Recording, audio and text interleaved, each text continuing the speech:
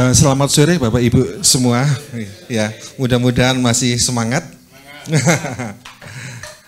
Ya, sebentar saya nyiapkan materi saya sebentar.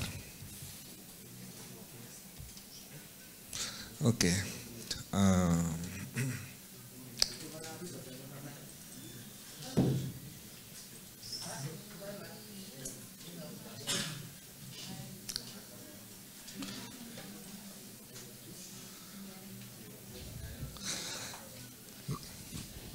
Oh ya, jadi sore ini kita belajar tentang penetasan.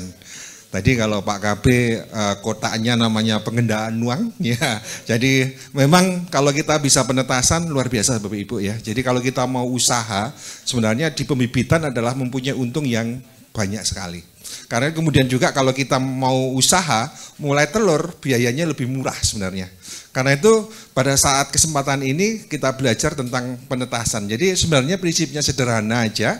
Jadi untuk penetasan ini, dan sebenarnya sekarang sudah mesin tetasnya sudah modern Bapak Ibu ya, sudah otomatis semua. Tapi kami sengaja buat prinsipnya aja. Jadi Bapak Ibu tahu prinsip-prinsipnya bagaimana membuat mesin tetas itu. Jadi sebelum membuat mesin tetas yang perlu kita perhatikan pertama adalah telurnya dulu. Ya. Jadi telur yang baik untuk ditetaskan adalah yang bentuknya oval. Ya, jangan bentuk lonjong atau bulat. Ya. Kenapa bentuknya oval? Di bentuk oval ini dia mempunyai rongga udara yang lebih besar dibandingkan dengan yang lain. Jadi kalau kita bentuk telurnya seperti ini Bapak Ibu, jadi kantong udaranya itu kalau bentuk oval banyak.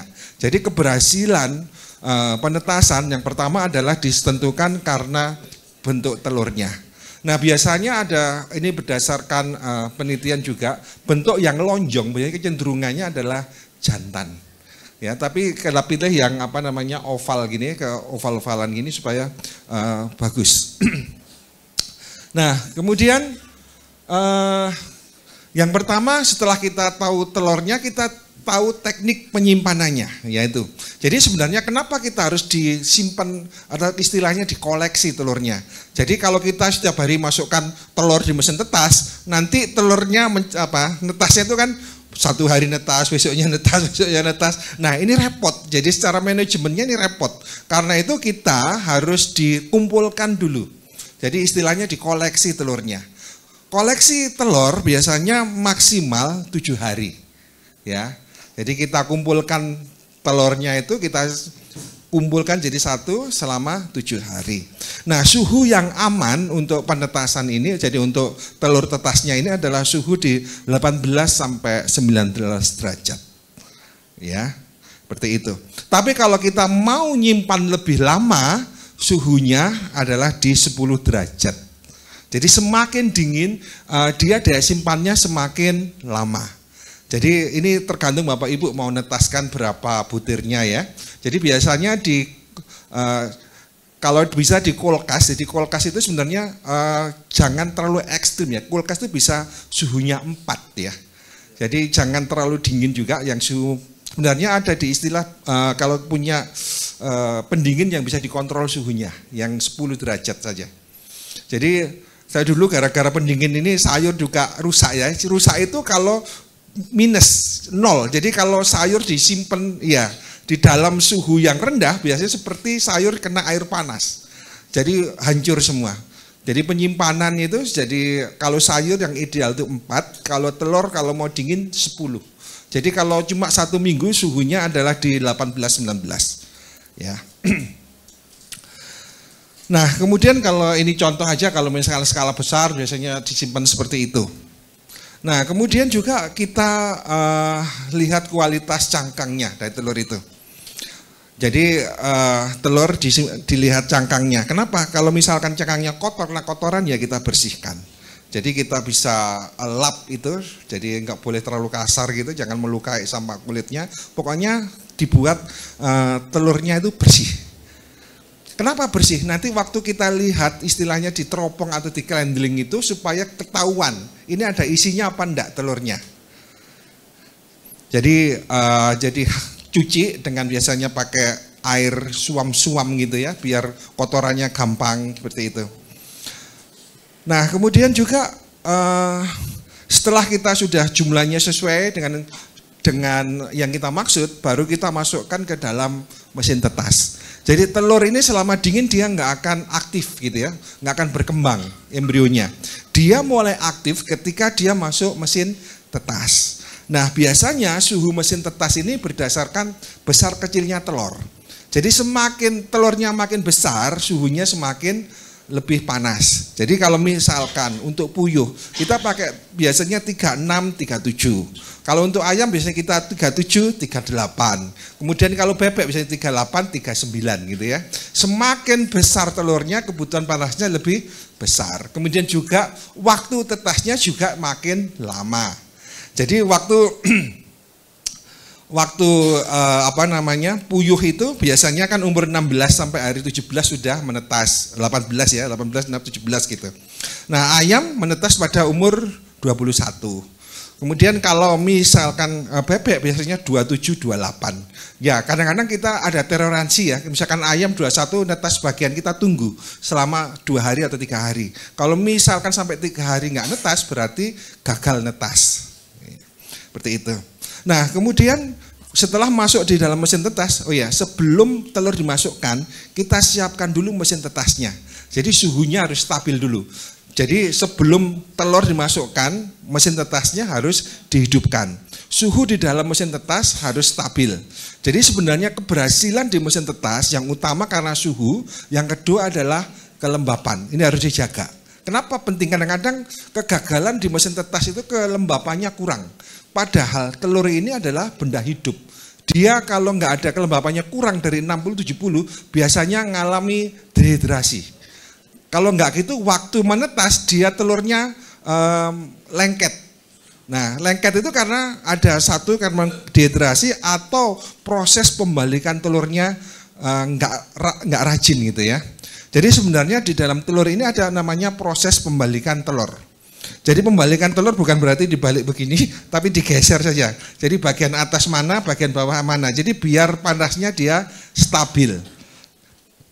Jadi biasanya pembalikan itu gunanya supaya ini embrio nggak nempel di kangkangnya. Jadi pendistribusian makanan di dalam telur juga rata. Karena itu dari atas bawah. Nah, nanti biasanya di penetasan ada tulis A, misalkan atas, kemudian ya ditulisi B bagian bawah gitu ya.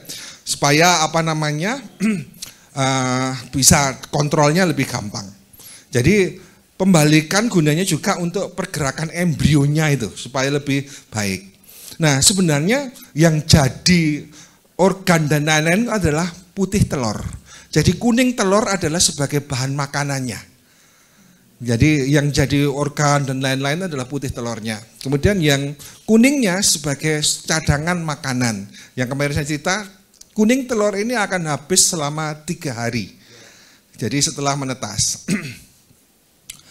Nah, pembalikan biasanya kalau untuk puyuh mulai hari kedua sudah mulai dibalik. Kalau ayam mulai hari ketiga. Jadi mulai dibalik. Dan itu terus dilakukan selama kalau ayam hampir menetas. Jadi misalkan telur puyuh sampai hari ke-14. Tapi kalau ayam hari ke-19 kan 20 biarkan aja, 21 menetas. Ya. Nah, kemudian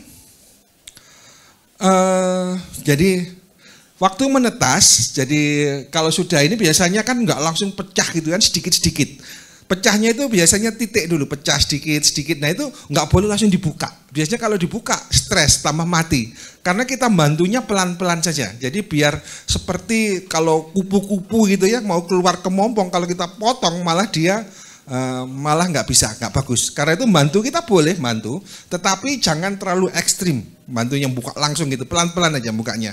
Jadi dia biar beradaptasi dari dalam telur ke luar. Jadi biar suhunya dia bisa merasakan gitu ya. Nah, kemudian yang penting lagi untuk menjaga kelembapan. Jadi kalau kelembapannya turun, jadi kalau di mesin tetas nanti alatnya yang ada namanya hidrometer. Hidrometer itu adalah untuk mengetahui kelembapan di dalam mesin tetas. Jadi nanti yang utama nanti ada termostat. Jadi termostat itu untuk mengatur suhunya, kemudian ada hygrometer. Nah, kalau misalkan kelembapannya di bawah 70, kita bisa semprot. Jadi yang pertama untuk menjaga kelembapan, untuk mesin tetas manual biasanya kita kasih nampan-nampan yang berisi air. Nah, gunanya nampan-nampan ini yaitu supaya untuk menjaga kelembapannya itu. Jadi kadang-kadang memang penetas itu gagalnya karena kelembapannya kurang. Kadang-kadang mereka nggak ada alatnya untuk ngecek kelembapannya berapa. Padahal kelembapan sangat penting di samping suhu. Ya. Nah, kemudian ada namanya penerompongan atau candling. Jadi biasanya pada usia 3 hari sudah kelihatan. Telur ini ada isinya apa enggak sudah kelihatan. Gitu. Jadi nanti kalau sudah 3 hari kalau nggak ada isinya, nah ini bisa dikonsumsi. Jadi selama 1 minggu awal ini bisa dikonsumsi, tidak bau. Tapi setelah seminggu berikutnya biasanya bau. Biasanya kita manfaatkan sebagai pupuk dan lain-lain. Jadi nanti jadi candling itu bisa, jadi penerompongan bisa hari ke-3, hari ke-7, hari ke-14 candlingnya itu. Jadi kita lihat semuanya. Nah, biasanya ada alat khusus untuk candling, tapi kalau nggak ada ya bisa pakai senter HP aja bisa. Jadi kita lihat gitu kelihatan. Ya, jadi kalau misalkan perkembangan telur biasanya seperti ini. Jadi hari pertama. Nah, kalau kita lihat kita candling, nanti hasilnya seperti ini Bapak Ibu. Jadi hari pertama masih belum kelihatan, hari kedua. Nah, kalau diperhatikan hari ketiga kan mulai ada serabut merah-merah ya. Nah, itu berarti ada isinya. Dan ini kalau kita amati terus berkembang terus. Ya, jadi kita bisa lihat ya, mulai hari ketiga mulai kelihatan ya, hari 1, hari kedua enggak jelas. Tapi hari ketiga mulai jelas. Nah, biasanya kita candling hari ketiga ini kita ketahui, ini sudah ada isinya enggak. Kalau enggak ada isinya, dikeluarkan saja.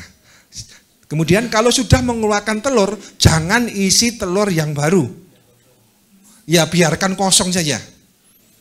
Karena itu waktu pemilihan telur ini yang penting. Jadi memang harga telur untuk yang ditetaskan harganya lebih mahal dibandingkan dengan telur konsumsi.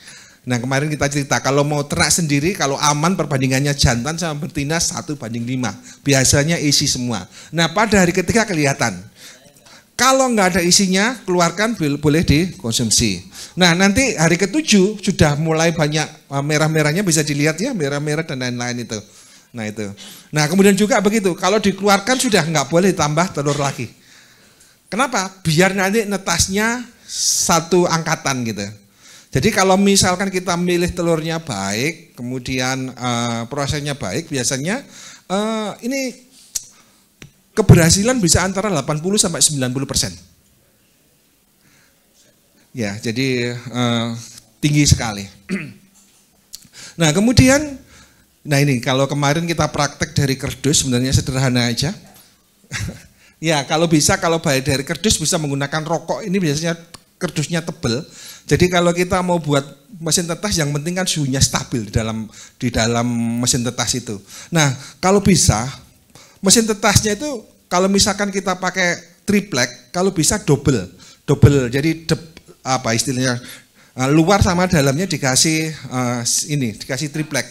Ya, jadi nanti antara sisi itu bisa ditambah sekem, bisa ditambah styrofoam. Intinya supaya apa? Di dalam suhunya itu stabil. Cirinya apa? Kalau penetasannya stabil. Kalau mati kemudian hidup lagi ini lama. Kenapa? Dia kan lama enggak suhunya enggak turun-turun.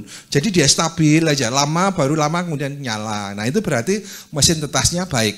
Tapi kalau misalkan sedikit nyala mati, nyala mati berarti fluktuasi suhunya kurang baik. Jadi alat mesin tetasnya kurang baik. Jadi sebenarnya kita seperti termos gitu sebenarnya mesin tetas itu. Jadi semakin bisa nahan suhu di dalam stabil, kemungkinan berhasilnya tinggi. Jadi nanti biasanya kita gunakan biasanya gini ya, yang tadi ada termostat, kemudian ada hidrometer, kemudian ada termometer. Nah, kenapa 3? Kadang-kadang kita gini, mesin tetas itu biasanya pertama kalau sudah ada termostat, kita namanya kalibrasi dulu. Jadi disesuaikan antara suhu yang ada di termostat sama suhu yang ada di dalam mesin tetas. Nah, kalau cuma 1 atau 2 kita bingung menentukan yang benar yang mana. Kan misalkan mesin termometernya satu ada 36, satu 38. Yang benar mana ini? Rata-rata. Itu kadang-kadang belum tentu. Soalnya benar salahnya kan nggak tahu. Kalau ada 3, misalkan ada 36, 38, 39, kira-kira yang errornya mana? Berarti yang 36 yang terlalu error. Jadi yang mendekati kenapa kita pakai 3 termostat, maksudnya supaya benar suhu-suhu yang di dalam ini benar-benar real, sesuai dengan yang dirasakan sama telurnya. Nah, biasanya termostat yang menggunakan air raksa itu lebih valid dibandingkan dengan yang digital. Jadi nanti kalau main, ya itu tadi, kalau sudah dikalibrasi enggak apa-apa ya. Jadi nanti kalau suhunya udah benar, oh ini, jadi setiap alat termostat bisa dikalibrasi dulu, baru nanti bisa ditentukan. Jadi hidupnya biasanya kalau di mesin tetas untuk ayam, hidup suhu 37, mati 38, biasanya seperti itu. Nah, kemudian pemanas biasanya kita menggunakan lampu-lampu. Kalau bisa lampu dop yang lama ya, bukan lampu LED. Lampu LED itu cuma cahaya tapi nggak ada panas. Ya, lampu pijar ya, lampu pijar yang lama. Dan menggunakan yang kecil saja, tapi jumlahnya banyak. 5 watt biasanya ya, kita pakai 5 watt tapi jumlahnya agak banyak.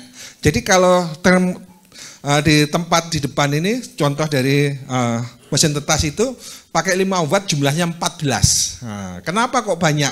Kalau misalkan mati dopnya 2 atau 3 enggak terpengaruh. Soalnya banyak. Tapi kalau misalkan cuma 2 atau 1, ketika mati ya sudah. Apalagi matinya malam kita enggak tahu ini apa namanya, enggak ngecek gitu kan sudah. Nanti pengaruh jelas mesin tetasnya nanti gagal. Jadi prinsip mesin tetas ini adalah stabil di suhu, stabil di kelembapan. Nah, kemudian sama pembalikan. Sebenarnya sederhana aja, 3 hal itu yang membuat mesin tetasnya itu keberhasilannya tinggi. Jadi kita menjadi membalik itu supaya tadi nggak gampang lengket, nutrisinya gampang tercampur, kemudian ini tadi. Nah, kemudian suhunya jadi untuk mengaktifkan dan lain-lain. Nah, kelembapannya juga. Seperti itu. Nah, kemudian waktu kalau kita awal mesin tetas baru oke. Jadi mesin tetas baru itu kan nggak ada penyakit. Tapi kalau sudah pernah digunakan, biasanya harus dibersihkan dulu. Hampir sama seperti kalau kita kandang ya. Jadi kalau sudah selesai, kita bersihkan, kemudian kita lap, kita cuci pakai deterjen dan lain-lain. Kemudian setelah itu kita biasanya desinfektan. Jadi bisa pakai biasanya pakai PK ya kita ya. Ya, pakai jadi fungigasi biasanya kita pakai PK, jadi KMO 04 gitu ya istilahnya. Tapi ya PK apa ya istilahnya lupa saya. Pasarannya itu namanya. Jadi biasanya kita pakai PK itu. Ya. Secara sederhana seperti itu Bapak Ibu. Mungkin kita diskusi saja. Jadi mungkin ada pertanyaan, jadi lebih enak kita hidup dengan diskusi. Jadi silahkan mungkin ada pertanyaannya. Terima kasih.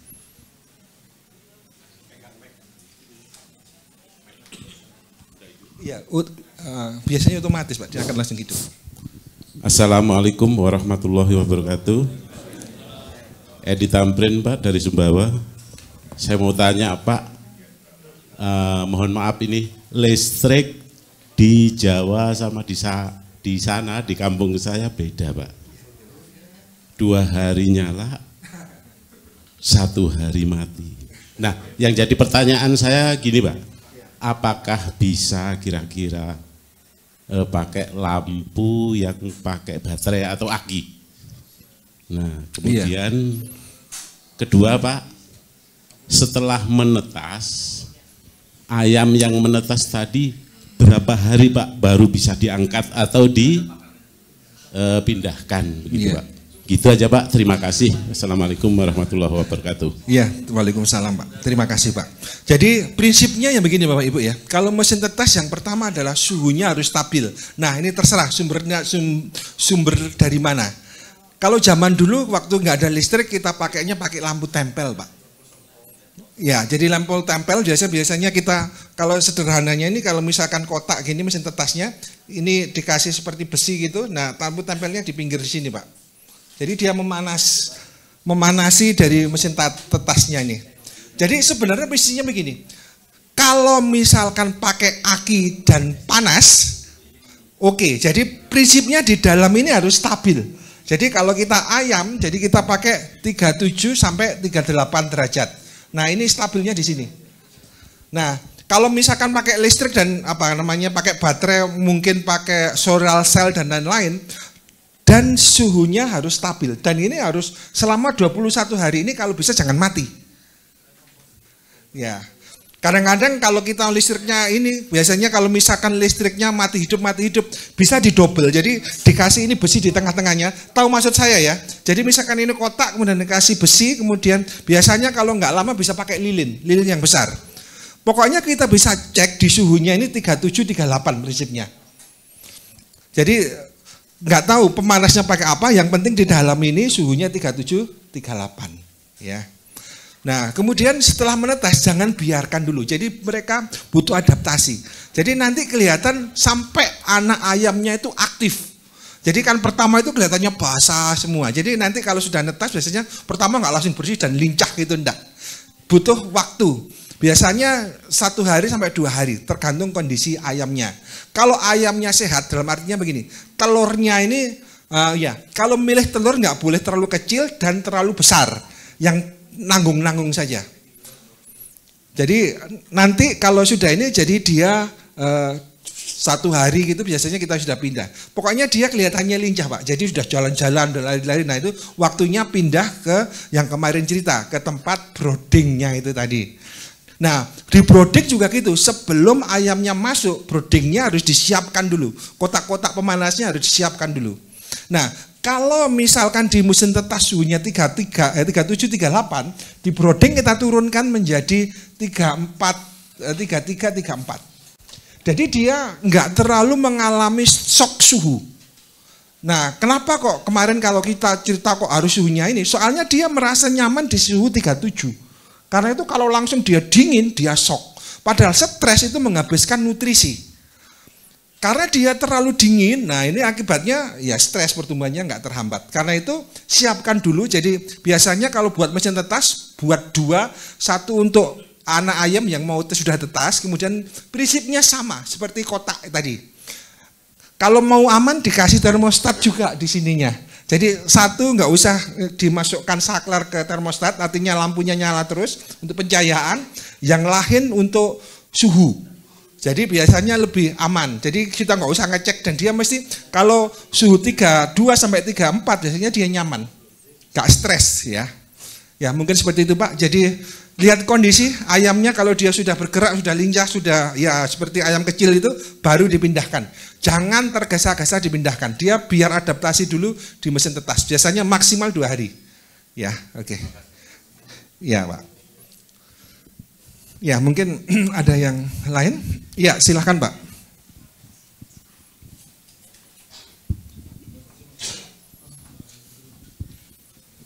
Ya, Bismillahirrahmanirrahim. Izin tanya yang pertama untuk telur yang ketika masuk, kemudian katakanlah udah 7 hari ya, kemudian kan dicek tuh Pak ya, dicek mana yang bagus dan tidak. Nah maksimal berapa lama sampai menentukan kepastian baik ataupun tidaknya gitu? Iya. Maksimal harinya. Iya. Ya itu aja, makasih. Ya, terima kasih Pak. Jadi sebenarnya ketika telur dimasukkan, dia akan mengalami perkembangan seperti ini Bapak Ibu ya. Jadi kalau dia sudah stagnan nggak berkembang, dia mati.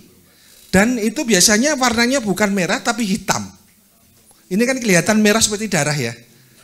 Jadi misalkan kita cek hari ke-7, misalkan hari ketiga sudah, kalau hari ketiga itu jelas sekali, ada isinya apa enggak, itu kelihatan. Nah tapi kalau nggak ada isinya, langsung keluarkan, digoreng saja. Nah kemudian kalau hari ke-7 kan sudah mengalami pertumbuhan, nah hari ke-7 modelnya kan seperti itu, iya kan? Nah kemudian kalau dia tidak mengalami perkembangan, keluarkan juga. Jadi itu berarti jangan, kalau yang rusak jangan masukkan di mesin tetas, kenapa? Dia nanti busuk. Busuk itu kan bakteri dan lain-lain. Jadi nanti membuat sakit yang lain. Karena itu nanti hari ke-7 kalau misalkan perkembangan telurnya tidak baik, sudah keluarkan di akhir lagi Pak. gitu. Nanti kalau sudah ke hari 14, sudah kalau lolos lagi, hari 14 kan modelnya sudah kelihatan ya seperti gini, udah hitam dan lain. Nah misalkan perkembangannya nggak seperti itu, berarti dia afkir. Nah kalau sudah hari 14 sudah nggak usah dikoreksi lagi, biarkan sampai netas. Nah nanti kalau sudah sampai umur 21, kita kasih toleransi 3 hari lagi. Dia menetas enggak? Kalau dia nggak sampai 3 hari nggak menetas, ya sudah dia rusak lagi, afkir lagi, gitu. Jadi kita lihat perkembangan. Jadi sebenarnya ini dengan gambar ini kita bisa lihat perkembangannya telur di mesin tetas kita. Ya, jadi seperti itu. Ya, ya silahkan. Saya Sofyan dari Surabaya. Pak, saya ini kan pemula ya Pak. Jadi saya mau tanya terkait untuk penetasan ini itu misalnya kan kita kan kalau teori yang 10 induk itu kan kalau bertelurnya kan mungkin ada jeda-jeda waktu gitu. Itu baiknya itu dikumpulkan itu sampai berapa, terus SOP-nya lah Pak. Intinya saya minta SOP untuk misalnya ada telur nih, nunggunya sampai berapa. Kalaupun tadi kan ada dijelaskan kalau sampai lebih dari 6 hari itu harus masuk di 10 derajat ya. Berarti masuk kulkas itu nggak apa-apa ya Pak? Nggak apa-apa. Kayak gitu. Mungkin itu sih SOP-nya sih Pak. Jadi kalau misalnya kita asumsikan kita mulai dari 10 indukan kayak gitu. Iya. Memang nanti gini. Jadi kan kita punya misalkan 10 ekor ayam ya. Nah ini kan kalau kita jadi kita usahakan mengumpulkan telurnya itu selama 6 hari Pak. Jadi terakhir 6 hari. Jadi kalau misalkan kita punya 10 ekor, rata-rata nanti kita anggap aja satu ayam misalkan 10 butir per bulan, berarti kan 100 bagi 4, berarti kan 25 butir per minggu. Nah sebenarnya nanti kita bisa setting juga, mesin tetas kita juga nggak usah besar-besar. Jadi kapasitasnya ya yang 50 atau yang 100 maksimal gitu ya. Nah kemudian koleksinya 1 minggu aja, itu lebih aman. Tapi kalau Bapak pengen lebih misalkan 2 minggu sekali, harus dingin tadi, penyimpanannya harus dingin. Jadi SOP-nya begini, kita lihat telur di kandang, kemudian kalau misalkan agak kotor, lap dulu. Jadi masuk di lemari pendingin, sudah dalam keadaan bersih.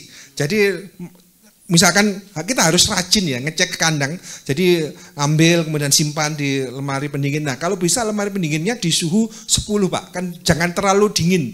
Kalau di chiller kan bisa diatur juga pendinginnya. Nah jadi kita koleksi lebih dari maksimal tapi ini 14 hari. Nah kenapa kalau makin lama biasanya keberhasilan penetasan itu makin berkurang. Jadi kalau misalkan umur di bawah 7 hari keberhasilannya 90, kemudian kalau 2 minggu jadi 80 begitu. Jadi ada dampaknya, proses penetasannya keberhasilannya makin berkurang semakin bertambahnya usia. Tapi dengan adanya pendingin lebih diminimalkan gitu ya. Jadi biasanya kita memang kalau di standar SOP-nya kalau kita mau netaskan rata-rata di 6 hari itu terakhir baru kita tetaskan bareng-bareng. Kenapa? Ya biar netasnya bareng gitu. Ya, ya, oke. Silakan Pak.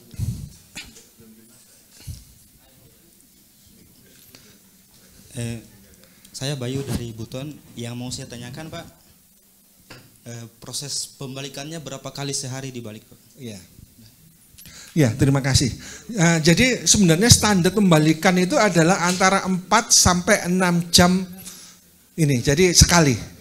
Jadi kalau malam ya nggak se-ekstrim gitu ya, malam-malam jam 12 balik, enggak. Jadi sebenarnya kita main di gini nggak terlalu ekstrim harus 6 jam sekali. Biasanya kita pakai standar ya 3 kali, 4 kali pembalikan lah per hari.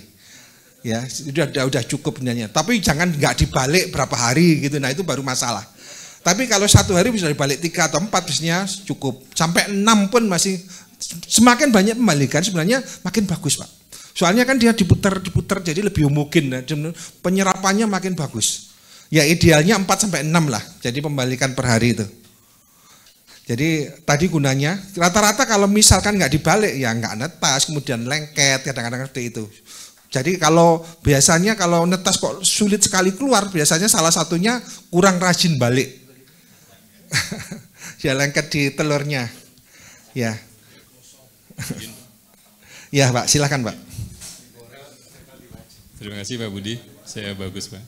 Ya, saya ingin perlakuan ayam di brooding itu Pak ya. Setelah begitu menetas itu diapakan? Kalau kita lihat yang di biasa kan ada dikasih vaksin segala macam. Nah kalau kita ayam kampung seperti ini, perlakuannya biar sehat begitu, biar bisa mortalitasnya rendah. Apa yang dilakukan? Terima kasih. Iya, terima kasih Pak. Jadi memang standar ya. Jadi kalau misalkan ini yang di breeding dan lain-lain, memang dia lepas langsung divaksin. Biasanya bisa tetes mata dan lain-lain. Ya, tetapi kita di peternakan sendiri sebenarnya begini. Yang tadi saya cerita di tempat kami ini aman. Kenapa nggak pernah datangkan dari luar Pak? Kalau kita nggak pernah datangkan ayam dari luar, jadi nggak usah vaksin aja. Ya, nggak usah vaksin saja. Nah. Itu lebih aman, kemudian kita pakai kuteja tadi. Nah, kemudian yang penting lagi betul. Jadi kan begini, waktu di mesin tetas dia kan kepanasan. Di broodingnya dia harus kasih minum dulu, seperti yang kemarin saya cerita. Jadi dia memang ada cadangan makannya, tapi dia mengalami dehidrasi ketika panas. Karena itu dia kasih air gula sama vitamin, Pak. Ya, kayak boleh pakai kuteja juga bisa. Ya, pakai kuteja bisa. Kalau tadi yang bikin ekoenzim juga, kasih juga boleh ekoenzim. Ya, jadi yang penting ada air gulanya ya. Air gulanya biasanya kita pakai 2%. Artinya 2% itu kalau misalkan kita buat 100 liter, kita gulanya 2 kilo. Tinggal dikurangi aja, dibagi aja berapa penggunaannya. Jadi enggak terlalu manis seperti bikin es teh. Terlalu banyak gula, nanti ayamnya mencret. Jadi aman itu 2% itu aman. 2 dibanding 100 ya, 2 liter dibanding 100. Nah, memang pada masa brooding inilah yang paling penting. Jadi supaya jadi dia minum air, jadi alami dehidrasi dan lain-lain. Ya. Ya. Apanya? Ya. Ya, jadi supaya merangsang gitu ya. Jadi sebenarnya ada namanya tempat makan yang bentuknya baki, feeding tray kalau istilahnya. Nah, feeding tray itu kita kasih air sedikit-sedikit, kita cemplungkan di situ Pak, supaya dia mengenal air. Dia langsung bisa minum. Secara insting dia kan haus. Sebenarnya dia cari air. Ya, jadi dia cari air, jadi dia minum. Ya. Kecuali kalau kambing ya, ya mau nggak mau kita yang menyusui. Karena kalau di manajemen kambing kita harus cari yang lahirnya 2 aja, jangan 3 kadang-kadang repot. Jadi kita yang jadi induknya harus menyusui sendiri. Ya, seperti itu. Oke, ya Pak, silahkan Pak. Terima kasih Pak Budi. Saya Rudi dari Kudus. Saya punya mesin tetas, jadi sudah mempraktekkan juga. Permasalahannya yang sering saya alami adalah ketika saya menetaskan tidak jauh dari Telomoyo juga di Bawen, itu kan suhunya cukup dingin. Jadi standar untuk kelembapannya yang tepat berapa? Karena sering terjadi penurunan kelembapan atau naik. Kemudian yang kedua adalah pada ketika sudah menetas itu berapa lama kita membiarkan dia di kandang? Di mesin tetas itu, karena pernah kejadian ada ayam yang kemudian kakinya bengkok karena kepanasan. Padahal atau kecemplung Pak, kalau misalnya ram-ramnya nggak rapat kan udah kecemplung ke dalam. Nggak tahu, tapi ada yang kakinya seperti bengkok karena kepanasan itu. Iya. Itu aja Pak, makasih. Iya, terima kasih Pak. Jadi idealnya, jadi yang pertama kelembapan itu Pak 60-70. Jadi kalau bisa kita ada hygrometer, jadi kita bisa cek kelembapannya. Nah, kemudian yang jadi patokan sudah pakai hygrometer, tapi ukurannya berapa yang bagus? 60-70 Pak. 60-70. Nah, kemudian yang jadi patokan kita, jadi ayamnya itu dipindah apa enggak, itu keaktifannya dia Pak. Kan kalau sudah kering dia kan udah jalan-jalan, nah itu sudah siap dipindah sebenarnya. Jadi kalau dia sudah berdiri, sudah jalan-jalan, sudah bersih bulunya, nah itu bisa dipindah. Biasanya maksimal 2 hari Pak. 1 hari ini sampai besoknya itu maksimal. Jadi jangan lama-lama di dalam mesin tetas juga ganggu temannya. Yang ganggu temannya yang belum netas. Kadang-kadang dicucuin Pak. Ada yang sudah mulai matuk-matuk gitu. Karena itu biar nggak ganggu yang lain. Jadi kalau dia sudah secara fisik sudah bergerak, sudah bersih, pindahkan saja. Cepat nggak apa-apa. Jadi nggak ada patokan harus nunggu 1 hari enggak. Yang penting dia sudah bergerak aktif, sudah bersih, baru dipindah. Toh di sini juga mengalami dia sudah di brodingnya kan dia sudah panas juga. Jadi sebenarnya ditambah sudah ada makanan, ada minuman. Jadi sebenarnya dia dulu lebih nyaman di brodingnya. Kalau di mesin tetas kan nggak ada tempat minum, nggak ada tempat makan. Ya. Ya, jadi yang jadi patokannya adalah sudah bersih, sudah bisa jalan-jalan. Ya. Ya. Iya Pak, silahkan. Mana dulu terserah lah.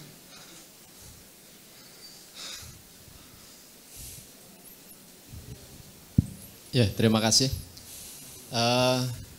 Ada satu pertanyaan saja.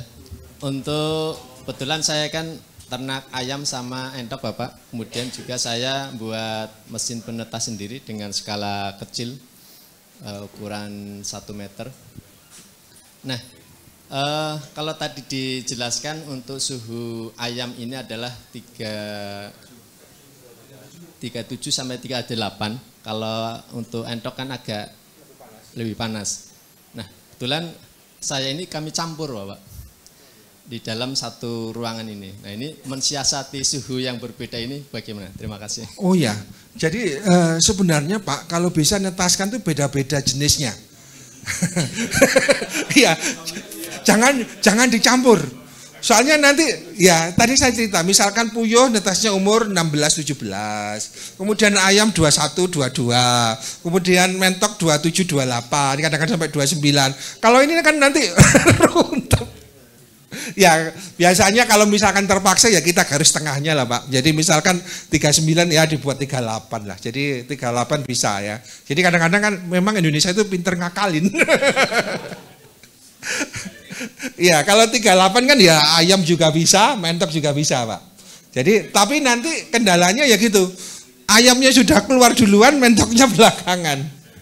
Jadi kan dia lama. Jadi kadang-kadang begini, kalau orang lupa loh kok nggak netas mentok loh, memang masa dianya lebih lama. Kadang-kadang kita masa waktu 30 hari masih kita biarkan saja. Mungkin dia menetas ya. Ya kalau bisa setiap jenisnya itu sendiri-sendiri. Mungkin nanti kalau sudah besar bisa sendiri-sendiri. Iya Pak. Oke, terima kasih.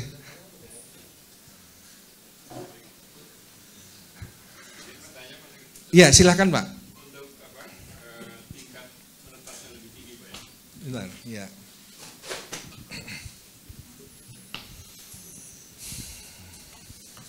Iya, untuk apa? Biar telur itu tingkat netas lebih tinggi. Kalau ayam tadi pejantannya 1, induknya 5 Pak ya. Iya. Janda. Kalau untuk bebek dan entok Pak, idealnya berapa? Pejantannya berapa? Betinanya berapa? Demikian juga dengan bebek Pak. Jadi iya. Demikian. Iya, jadi mentok sama bebek hampir sama. Sebenarnya kalau ayam itu kalau menurut teori 1/10 Pak. Jadi tapi kita ngakalin jadi 5. Sebenarnya bebek itu juga 1/7 teorinya. Tapi kenyataannya kita pakai 4/5 aja udah bagus Pak. Iya, 1/4 atau 1/5 bebek masih bagus. Mentok juga hampir sama. Iya, seperti itu. Ya, jadi seperti itu Bapak Ibu. Ada yang perlu diskusi lagi? Ya, Ibu silahkan.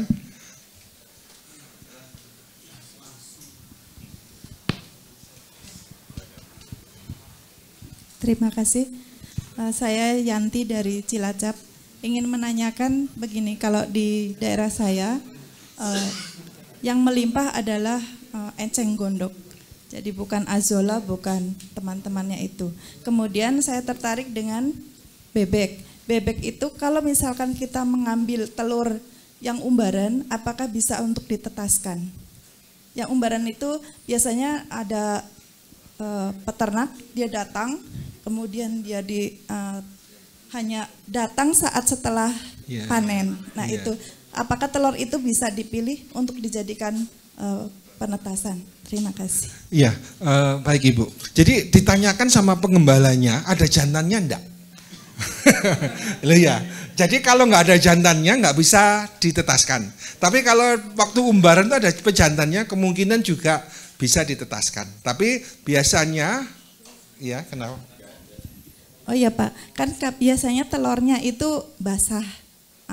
Dia kena air dan kotoran. Apa masih tetap bisa? Biasanya mereka tetap ada pejantannya Pak, 10%. Oh, iya. Oke. Ya, terima kasih. Jadi nggak apa-apa Ibu. Jadi secara insting dia kan sudah di alam, bahwa kan kalau misalkan di mana ya, saya lihat di YouTube itu waktu kecil sudah dilempar ke air. Memang bebek binatang air Bu. Jadi memang secara alami juga bentuk telurnya juga lebih tebal dan itu lebih aman. Nah bisa dibuat penetasan dengan catatan tadi ada pejantannya. Yang penting ada pejantannya.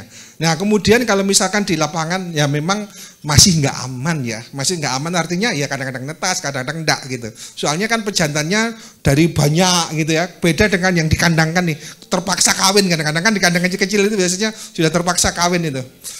Nah kemudian gini, jadi kalau sudah kotor kena air enggak apa-apa. Tadi kalau kita lihat tadi suhunya 10 derajat, ya kan?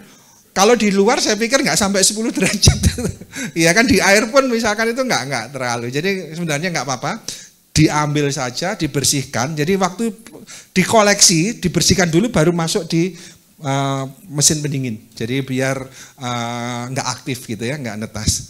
Jangan khawatir. Jadi semakin besar ternaknya itu daya tahan tubuhnya, termasuk telurnya pun daya tahannya lebih kuat dibandingkan yang kecil-kecil sebenarnya. Jadi bebek itu relatif kuning telur kangkang telurnya juga tebal. Iya, bisa Bu. Pokoknya dengan ada pejantan. Nah, nanti bisa dicek tadi pada hari ketiga ada perkembangan embrio apa enggak. Biasanya kalau bebek molor lagi, bukan ketiga, keempat atau kelima. Bisa dilihat di dalamnya. Ada perkembangan embrionya enggak? Kalau ada perkembangan embrio, ya sudah bisa berhasil. Jadi yang sulit itu sebenarnya ngecek telur puyuh. Soalnya warnanya hitam putih. Agak susah. Kalau enggak pula keahlian khusus saja kadang-kadang susah itu. Kalau bebek ayam masih oke ya, masih gampang. Ya Pak silahkan. Bismillahirrahmanirrahim. Saya Mujono dari Klaten Pak. Saya pernah memelihara kalkun Pak. Kalkun atau ya ayam kalkun. Itu apakah cara penetasan juga sama? Karena selama ini kan yang pernah saya lakukan itu kami menetaskan melalui manual gitu Pak. Melalui induk atau ayam Jawa gitu. Jadi telurnya saya aramkan di ayam Jawa. Nah ini suhunya kisaran berapa Pak? Yang pertama. Kemudian yang kedua, setelah menetas itu untuk memisahkan DOC, ini teknis untuk membedakan jantan dan betina itu seperti apa Pak? Sehingga nanti kita begitu netas itu sudah bisa kita pisahkan. Terima kasih Pak. Ya terima kasih Pak. Jadi yang pertama begini, kalkun kan lebih besar. Ya kan besar. Nah biasanya semakin besar telurnya berarti suhunya, tapi biasanya kita jangan sampai 40 lebih ya. Biasanya kita pakai standar 38, 39 sudah maksimal. Jadi kita maksimal suhu itu 38 lah, 38, 39 itu. Nah mungkin waktu prosesnya lebih panjang. Prosesnya penetasan hampir sama semua Pak. Jadi proses penetasan hampir sama semua. Jadi ya, jadi prosesnya tetap pembalikan, tetap ini kelembapannya 70, 80, 60, 70 gitu ya. Hampir sama. Nanti proses menetasnya yang lebih panjang ya. Jadi kalau untuk menentukan jantan betinanya itu kalau masih kecil gampang katanya gitu. Kalau kita angkat, kalau misalkan dia diem aja, itu biasanya jantan. Kalau kemudian dia naik ke atas, betina biasanya Pak. Kalau ayam kakinya kita angkat, gini dia kalau ke bawah terus diem, biasanya itu jantan. Kemudian ya kalau dia bergerak itu betina. Pokoknya kalau nggak kebalikan seperti itu ya, jadi diangkat. Kemudian ada bulunya di bawah telinga. Jadi yang nggak ada bulunya itu biasanya jantan, yang ada bulunya betina. Kalau nggak kebalik ya, saya lupa secara ini seperti itu. Jadi itu waktu kecil. Nah, tapi waktu udah besar beda lagi caranya. Kalau udah besar udah gampang ya. Ya. Nah, kemudian juga Puyuh juga gitu. Sebenarnya ada teknik khusus, jadi warnanya nanti. Oke, sebentar saya ambil materi ya, biar bisa lihat semua. Soalnya jelaskan tentang itu.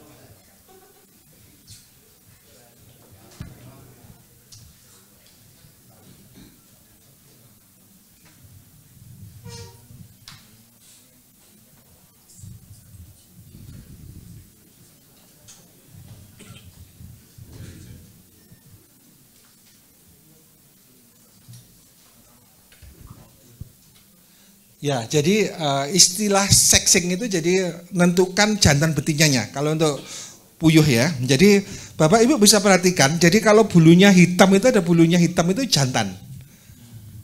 Ya. Jadi bulunya hitam itu jantan, kalau bulunya nggak ada hitamnya betina. Jadi macam-macam. Jadi untuk ayam juga beda-beda. Jadi diseleksi. Jadi kalau sudah ahli bisa disexing, dilihat keluakannya itu. Ada kalau tonjolannya itu jantan, kalau nggak ada tonjolannya betina. Tapi memang butuh keahlian. Jadi modelnya seperti itu. Ya, yang paling gampang biasanya kita penampakan bulunya itu jantan itu. Ya. Ya, puyuh. Bentar, mana yang kelihatan enggak kelihatan?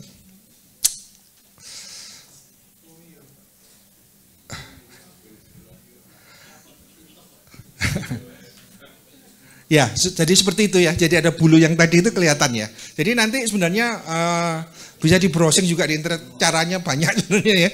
Yang paling gampang tadi kalau ayam kita jantur aja. Kalau misalkan dia diam jantan, kalau dia gak bergerak betina gitu. Itu kemungkinan berhasilnya tinggi itu. Ya, mungkin seperti itu. Ya, terima kasih Pak.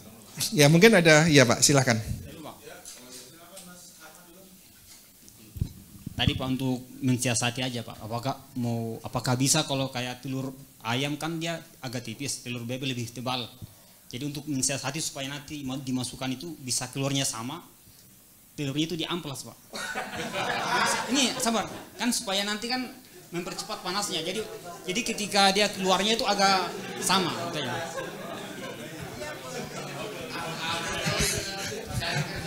Iya. Ya, jadi sebenarnya kalau kita ngamplas, jadi nanti sebenarnya itu ada maksudnya Tuhan menciptakan segala sesuatu. Jadi kenapa dia tebal? Kalau dia diinstankan, jadi nanti lahirnya prematur Pak. Jadi ada maksudnya. Jadi dia tebal, jadi memang bentuknya besar. Jadi dia harus kokoh, harus tebal. Nah, memang ya, jadi kalau kita juga jangan terlalu melukai telurnya. Jadi telurnya itu sebenarnya untuk pertahanan diri Pak terhadap penyakit. Jadi sebenarnya di dalam kulitnya itu juga dia nggak, bakteri biar nggak masuk, kuman biar nggak masuk, dia biar Jadi sebenarnya kenapa kok tadi kita harus desinfektan, harus ini yang sudah rusak kenapa harus dikeluarkan? Sebenarnya di mesin tetas itu kan masih rawan.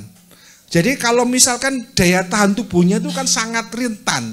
Jadi seperti kalau bayi itu sudah dalam box pemanas itu yang ini ya, inkubator. Jadi waktu inkubator. Karena itu di dalam mesin tetasnya itu harus steril, kemudian harus tadi seperti saya cerita dijaga. Kenapa? Supaya kumannya nggak masuk ke dalam makhluk hidup, dalam ayamnya tadi Pak. Jadi amplas pun jangan terlalu, kecuali kalau kita mau bikin telur asin. Iya, telur asin kan kita amplas harus kemudian apa? Biar garamnya masuk. Ya, jadi ya seperti itu Pak. Oke Pak, silahkan. Dilanjut dulu sebentar ini Mas Budi. Jadi mengingat tadi bicara telur itu saya jadi ingat ya.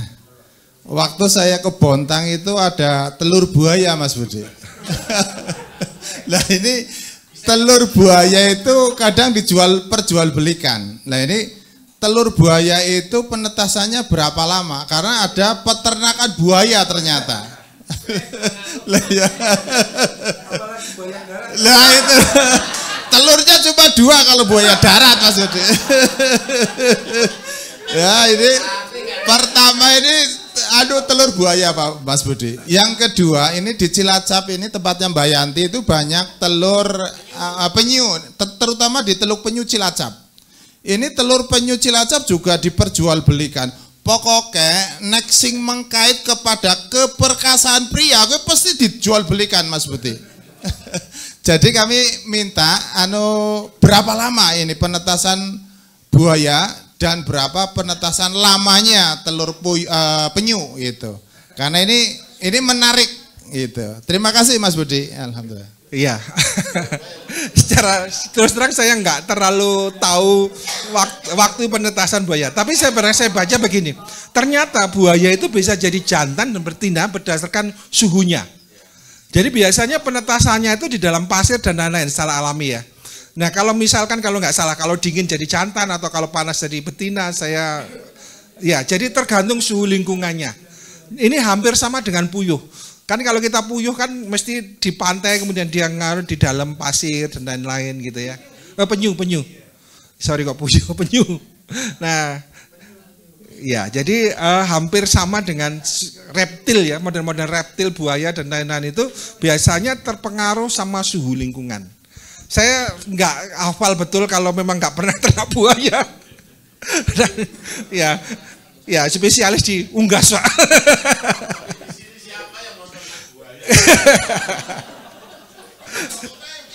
Ya mungkin ya bisa browsing ya waktunya kapan. Tapi prinsipnya seperti itu Bapak Ibu. Jadi prinsipnya biasanya kalau untuk itu kan berarti suhunya dia nggak terlalu panas ya. Jadi sesuai dengan kondisi kalau reptil nggak terlalu panas, jadi mungkin kalau di dalam tanah mungkin suhunya cuma 33, 34 gitu ya. Tapi dengan suhu 34 sudah mengaktifkan itu. Jadi memang setiap individu beda satu dengan yang lain. Ya, nanti browsing aja Pak di internet. Ya Pak, silakan. Ya, terima kasih Pak Budi. Saya ingin menanyakan tentang bagaimana mencari bibit unggul dalam hal ini untuk ayam, misalkan chopper itu misalkan dihasilkan dari persilangan antara ayam pedaging dan bangkok kalau nggak salah Pak ya, sehingga diharapkan keturunannya F1 atau F2-nya itu mencapai bobot yang besar dengan pertumbuhan yang relatif singkat.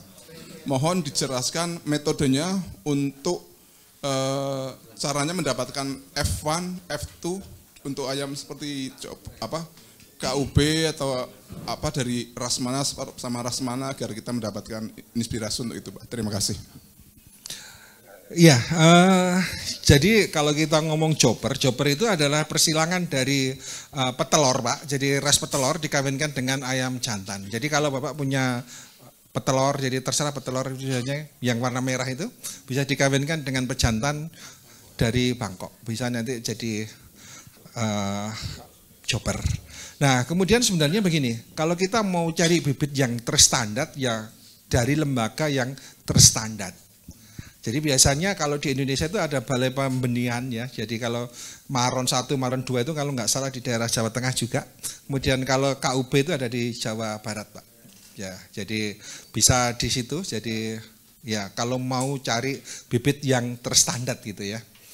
Soalnya kalau kita di peternak masyarakat ya gitu, campur sini gitu. Jadi kadang-kadang nggak terstandar.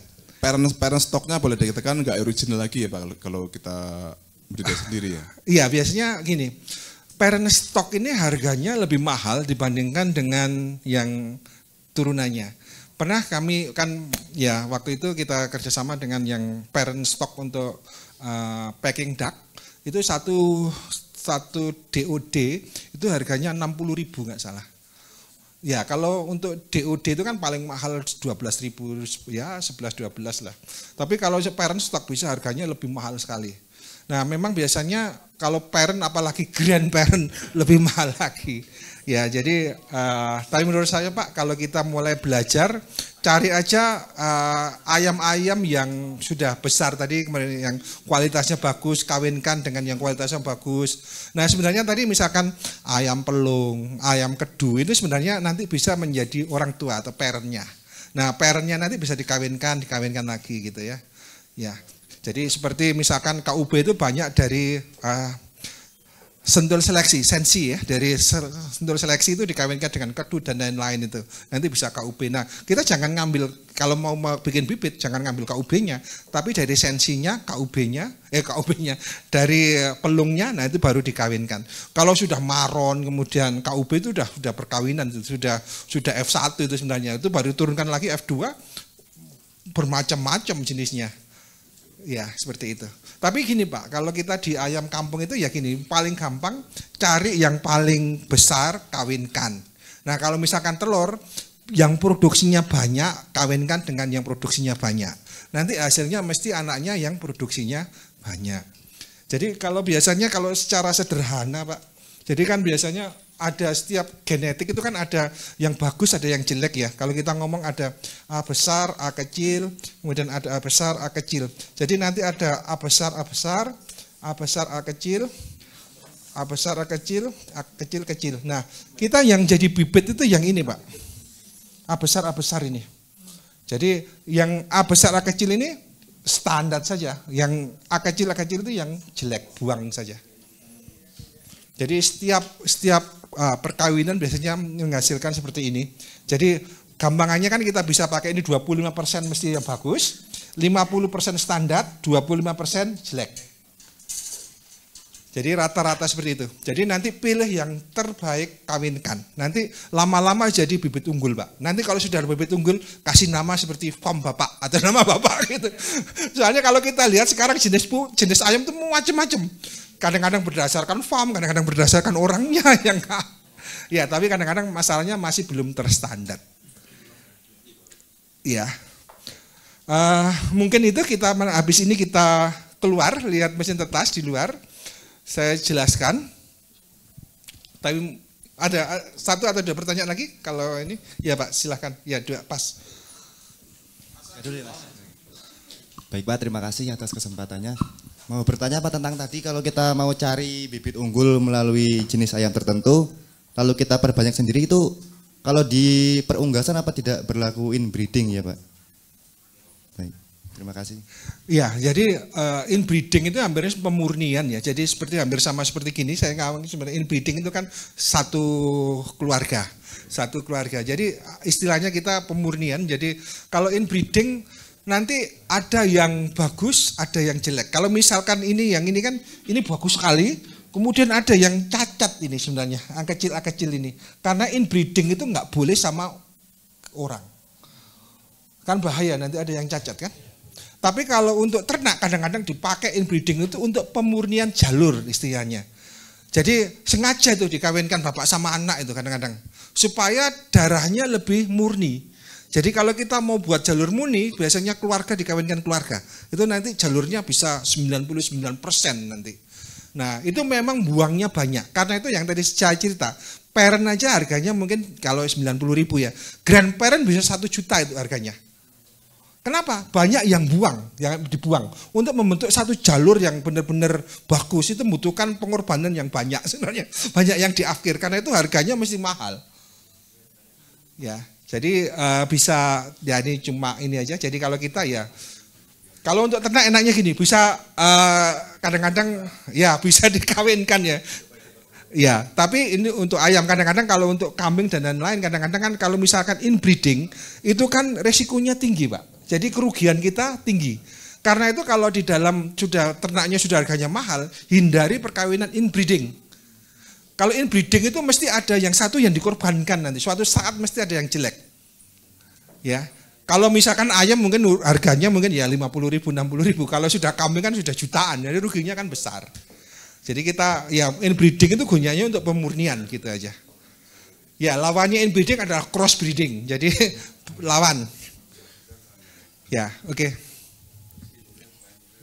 Oke, selamat sore Pak Budi.